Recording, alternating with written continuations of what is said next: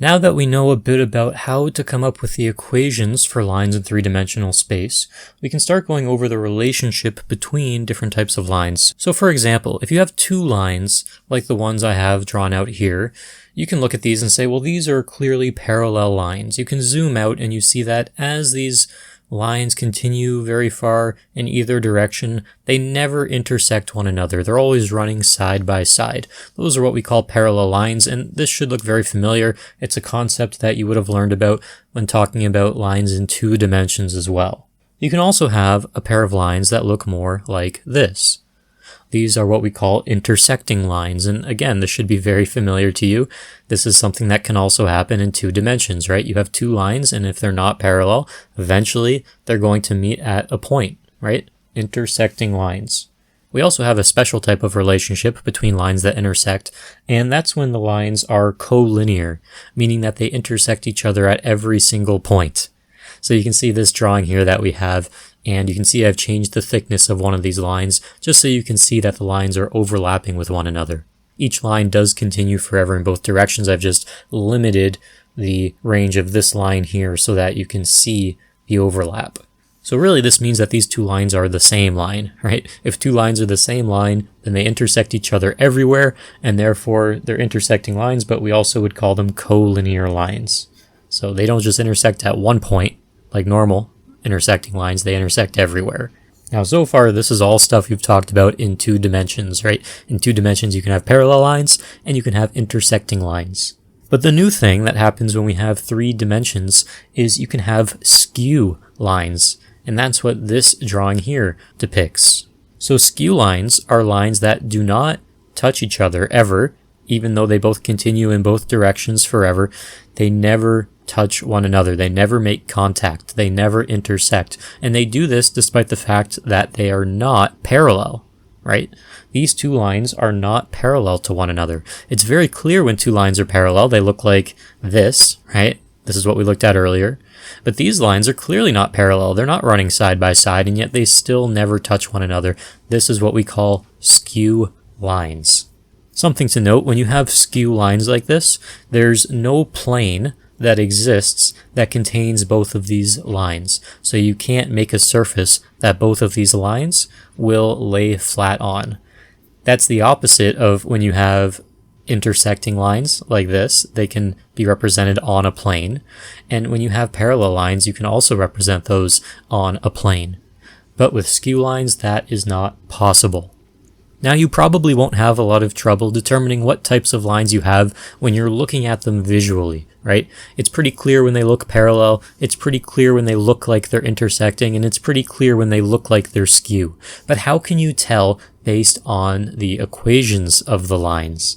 That's what we're going to look at now. Now, the very first step would be to check and see if they are parallel. So test for parallel.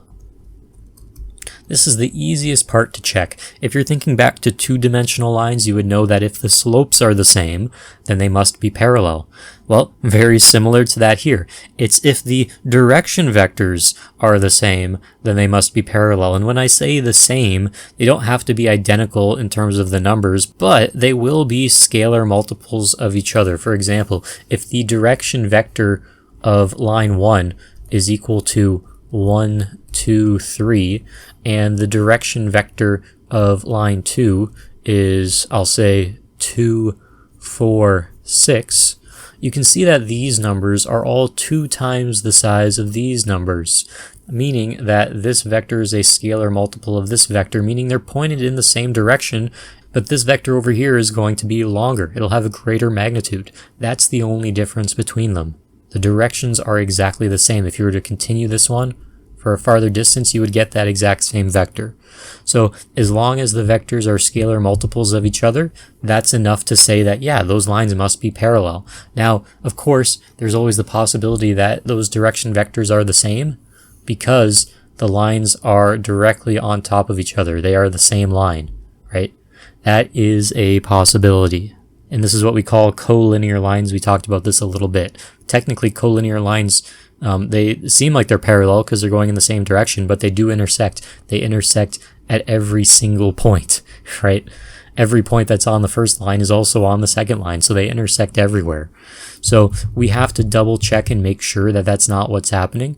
So in order to do that, you would want to just find a point on one line, right? Plug in a random value for t, find a point on that line, perhaps even just take the position vector and use that as a point, and then see if it's possible for that point to exist on the other line, right? That's what you would want to do. And we'll do an example of that after we cover the rest of these steps. So that's the first step, check to see if they're parallel. The second step would be test for intersecting, okay? Test for intersection of the lines. If the lines intersect one another at a point, then we know, okay, these must be intersecting lines. If that's not true, right, if you try to test to see if they're intersecting and you realize there is no point of intersection, then you know they must be skew lines. Now, if they're not skew, if they do have a point of intersection, then of course you can take the next step of determining what that point of intersection is. But for now, you want to start by saying, okay, test to see if they're parallel, test to see if there's a point of intersection, and if not, then you know they're skew, right? So let's go over some examples here. We'll start off with this example, example 1. And in example 1, we have one vector that's r is equal to 1, 2, 3 plus t times negative 4, 16, 10. And that'll be our first line. Then we have another line over here, which is 4, negative 11, 3 plus, and we'll have a different value here. I'll use s, and s is multiplied by 8, negative 32, negative 20. And we want to figure out, are these lines parallel? Are they intersecting? Are they skew? What's the relationship here? Well, first you want to check for parallel, right? So take a look at the two direction vectors. In this case, it should be pretty obvious that all of these values are a multiple of this vector and the number negative 2. If you multiply all these numbers in this vector by negative 2, you'll get all these values, right? Negative 4 times negative 2 is 8. 16 times negative 2 is negative 32. 10 times negative 2 is negative 20. So because these are scalar multiples of each other, we can say that yes, these are parallel lines. Now remember, just because they have the same direction vector or direction vectors that are scalar multiples of each other doesn't mean that these two lines don't intersect. They could be parallel like this, or they could be coplanar like this. They could exist on top of each other. So we want to confirm that's not the case. So in this first line, I'm going to take this position vector, 1, 2, 3, and I'm going to use that as a point, okay? We have the point 1, 2, 3. That's a point that exists on this first line. Now, if that point also exists on this line, then that would mean that these two lines are actually coplanar, because it can't be possible that they're parallel and only have one point of intersection. If they have that same direction vector, they must have an infinite number of points of intersection, right? They must intersect everywhere and therefore be coplanar. Or they don't touch at all and they're just parallel, right? So we're going to see if this point exists on this line as well.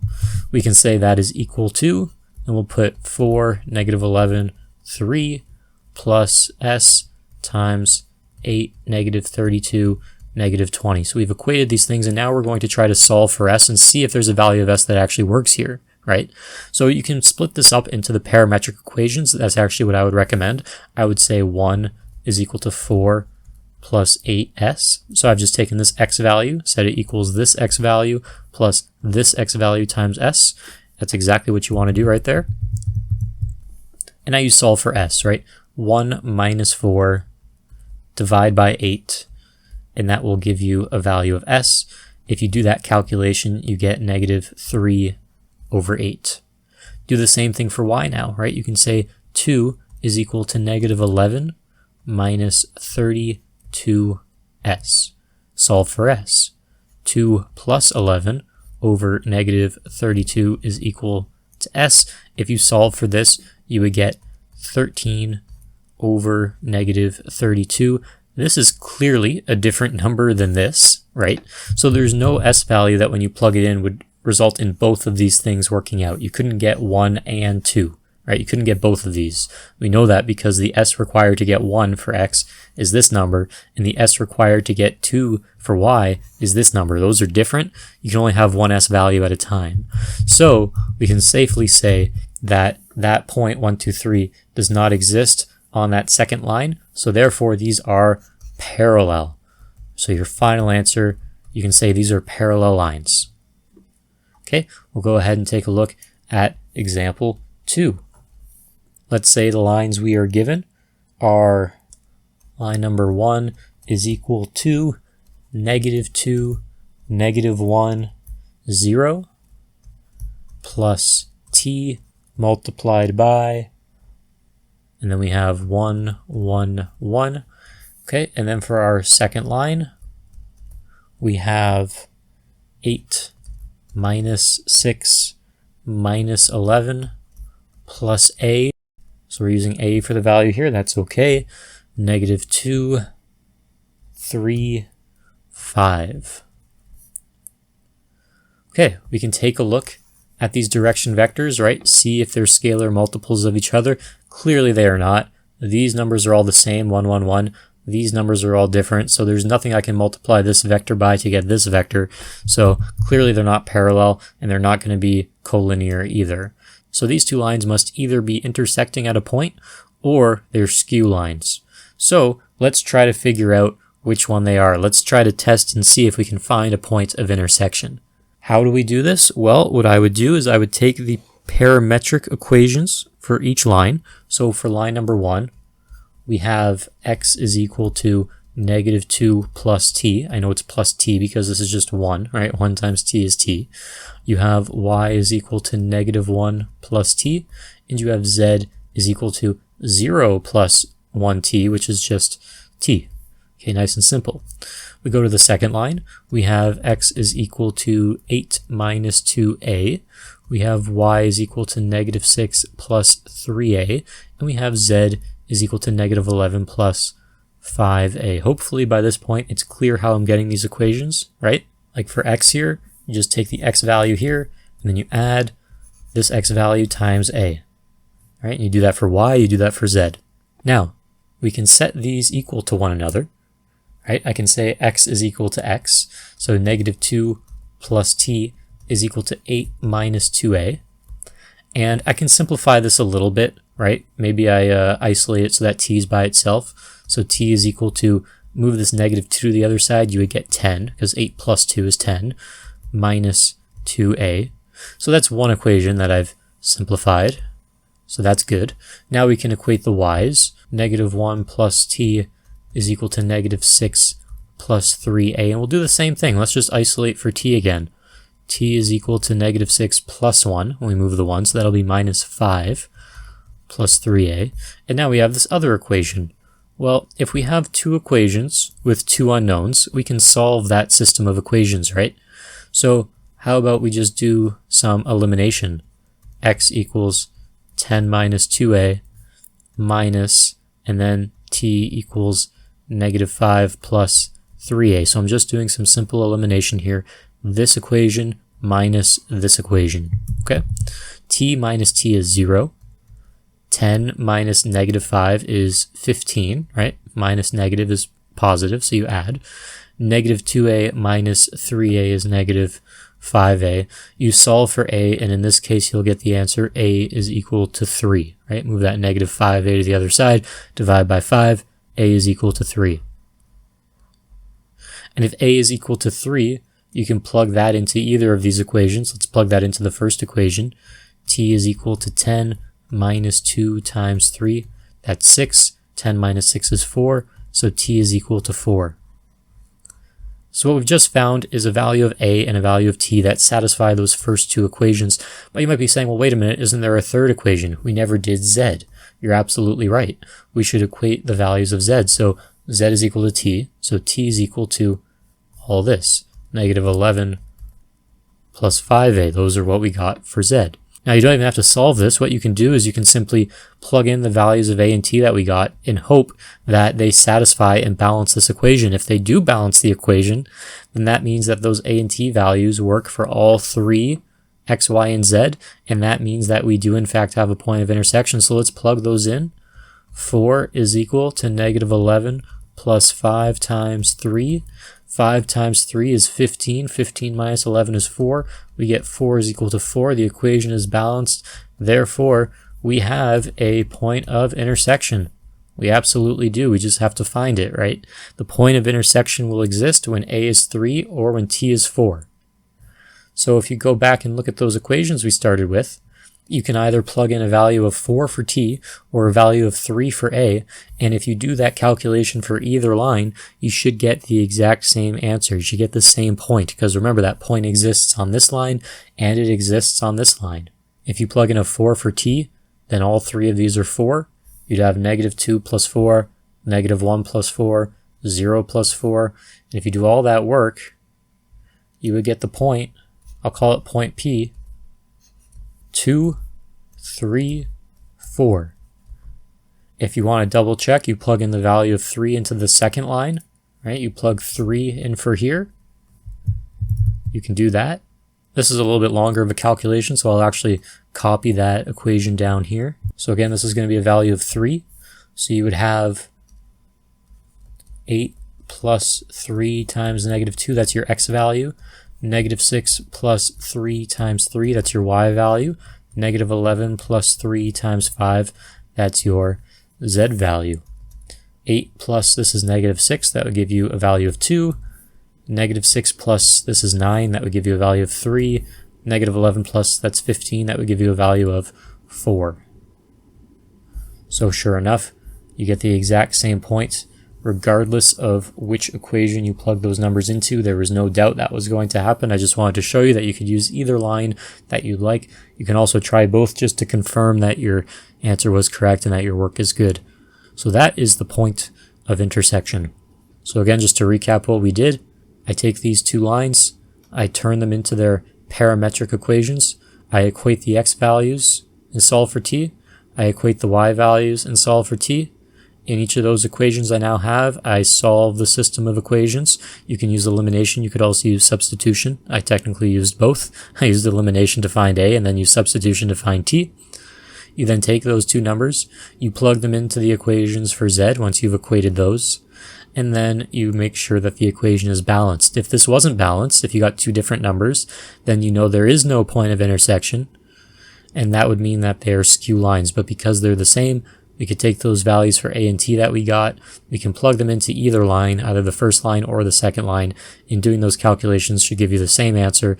They give you the point where the lines intersect. So that was the second example. Finally, let's do our third example.